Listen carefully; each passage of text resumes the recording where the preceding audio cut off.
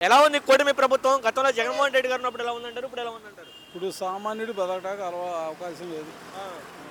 Sir చూస్తున్నారుగా ఈ చంద్రబాబు నాయుడు గారు మాట్లాడుతూ కూడా స్టీల్ ప్లాంట్ ప్రైవేటీకరణ ఆపడానికి వీలు లేదు. అది చేస్తాము అవసరమైతే కనుక ఎంతకాలం అని ఊరుకుంటాం దాంట్లో మనకి రాబడి లేనప్పుడు ప్రైవేట్ పరం చేయబోతే తప్పే ఉందని అంటున్నారు. దీని మీద మీ అభిప్రాయం ఏంటంటారు?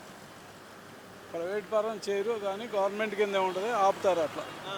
అంతే. ఇప్పుడు రాత్రి నిన్న మాట్లాడుతూ చంద్రబాబు నాయుడు గారు కూడా దాంట్లో ఆదాయం లేకపోతే కనుక ఖచ్చితంగా దాన్ని ప్రైవేట్ పరం చేయటం తప్పే ఉంది అంటున్నారు. నాయకులంతా రోజుకు ఒకటి మాట్లాడతారు, వాళ్ళ ఇష్టం.